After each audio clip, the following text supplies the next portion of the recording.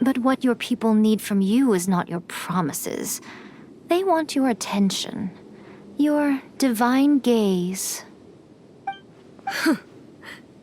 You mean visions? Humans have a lifespan of barely 100 years. They cannot afford to bear any extra losses. But I have experienced it all. That is why I have chosen to guide them along the correct path toward eternity. But eternity is far too cruel a fate for you, eh?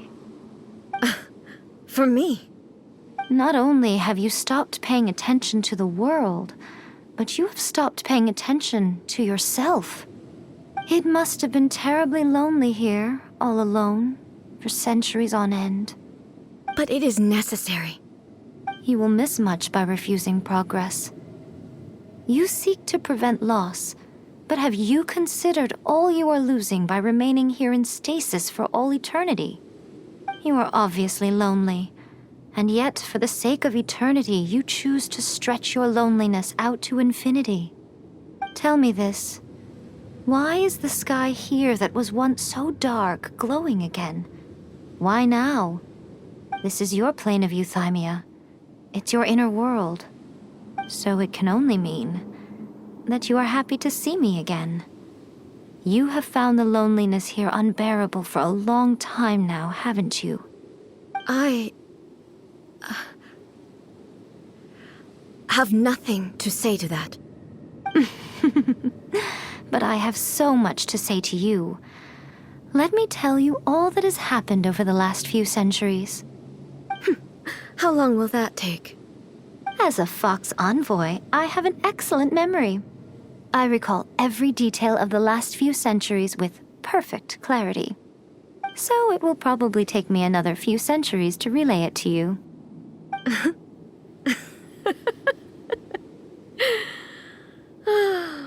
Miko, I never thought I would have the chance to meet with you like this again. Seeing you again is a change to eternity. And a very nice surprise. Since you are willing to admit that, I suppose that means we can still be friends? What a childish conversation this is. Anyway, now that I have been defeated by you and your plan, I will honor your wish to abolish the Vision Hunt Decree. But, with regards to eternity and the question of whether this nation should move forward, I need time to give it some thought. You are the one who's been acting like a child from the very beginning. As promised, the Raiden Shogun abolished the Vision Hunt Decree. Finally, her people's wishes penetrated her locked heart. Beyond the plane of euthymia, she saw what eternity means in the eyes of the world. When one's fervent ambition burns brightly, the gods will cast their gaze upon you.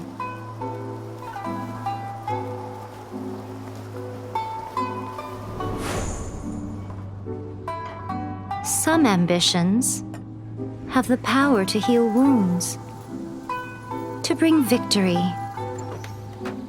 to inspire hope.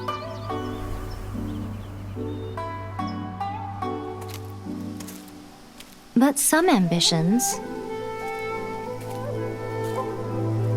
outlive their masters long after the soul ascends. They remain as they were in the beginning.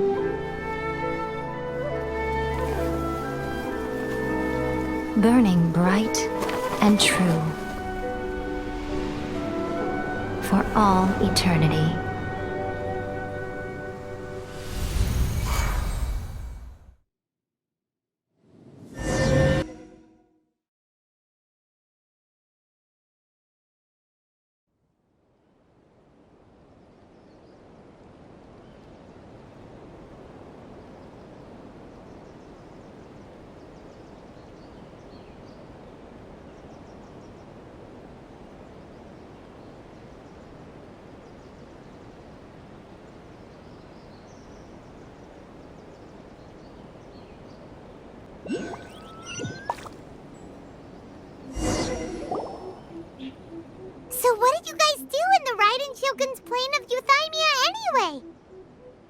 Division Hunt decree abolished?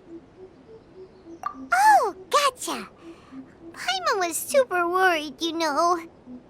So, Miko is looking for us now is because she wants to thank us. Let's go find her. Talk to the Electro Archon. Whenever you are troubled. Another bad one? No, let me try again.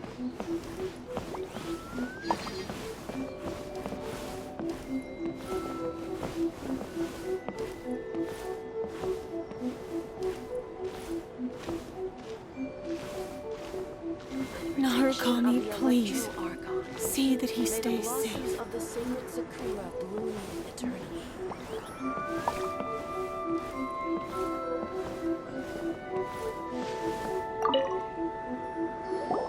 Why, hello. If it isn't the triumphant traveler. And why might you be visiting the shrine? A sign of piety, perhaps? You literally told us to come meet you here. I was just joking. I've been waiting for you. Seems like someone's in a pretty good mood. Mm-hmm. Catching up with an old friend I hadn't seen in years was truly delightful. By the way, I heard that you had a duel before the throne, with a Fatui Harbinger no less. Courageous and astute. I must say, I am most impressed. Defeating Signora head-on in a duel means that your strength exceeds my expectations. Still, you did end up victorious. I gather congratulations are in order. Sure feels good to Fatui plan for once. They caused plenty of trouble along the way, but at the very least, they didn't get their hands on another Gnosis. Wait a second. Did you say Gnosis? As in, the little thing that looks something like a chess piece? Yep, that's the one. You've seen one too? Gnosis belong to the Seven. They're what keep them connected to Celestia. Oh. What's wrong? I handed that over. You did what now? Well, how else was I supposed to save your skin from the Balladeer exactly? The Balladeer is number 6 of the Fatui Harbingers. In terms of strength, he is superior to Signora. I'm not the kind of person who risks life and limb for any old reason.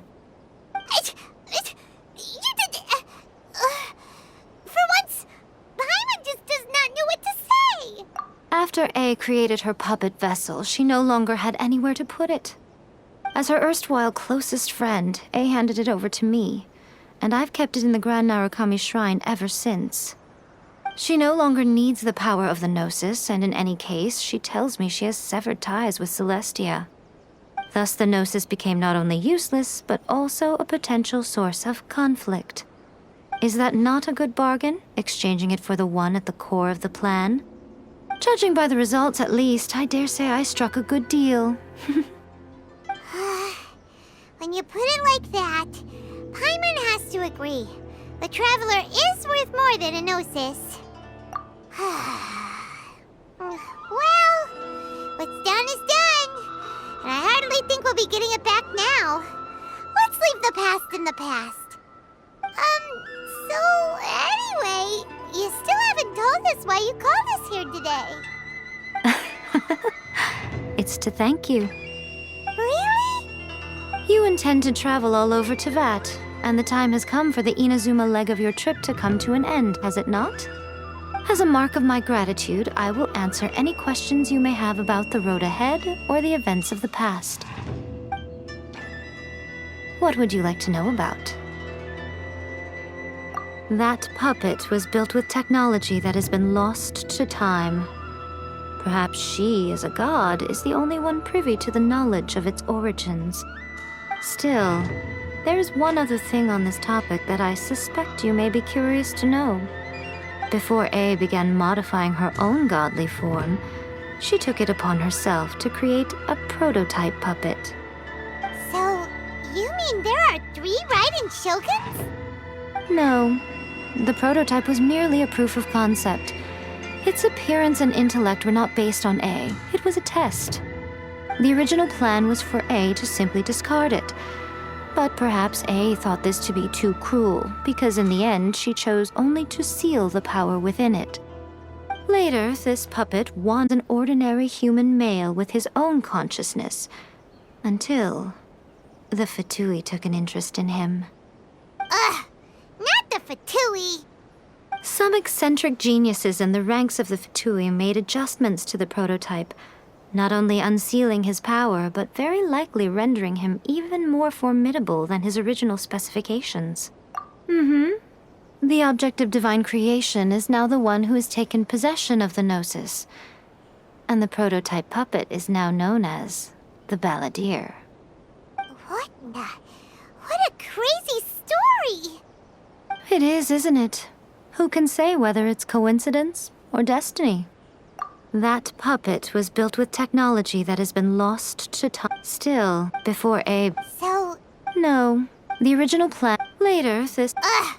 Some eccentric geniuses in the What It is, isn't it? Who can say whether it's I'm surprised an outlander like you is aware that there was once a change of Electro Archon. Few citizens of Inazuma are aware of this. Morat's told us. He said that the Electro Archon Ball has passed away. Yes. The truth of the matter is that there were two twin gods, Baal and Beelzebul. Twin gods? They won the Archon War together, and when Baal established the shogunate, Beelzebul became her Kagemusha, or shadow warrior. In other words, she acted as Baal's body double. Beelzebul is A, with whom we are now both acquainted. Baal's name was Makoto. As far as the world was aware, there were not two, but one. They complemented each other, and they ruled Inazuma jointly, so there was no need for the public to know the truth. In fact, the name Baal and the title of Raiden Shogun was understood to refer to both of them. Right up until... Until what? Makoto died several hundred years ago in a war that I was not personally involved in. Since then, A has assumed the shogunate. Losing her sister must have been super hard on A. That was when A began to change. Makoto was her greatest loss. Paimon feels like she understands A a lot better now after finding that out. So what kind of god was Makoto? I didn't spend a great deal of time with her, but my impression was she was a gentle god, who in each moment cherished the beauty of what was before her. Wow! Sorry, I haven't a clue. I'm also unfamiliar with the god you describe.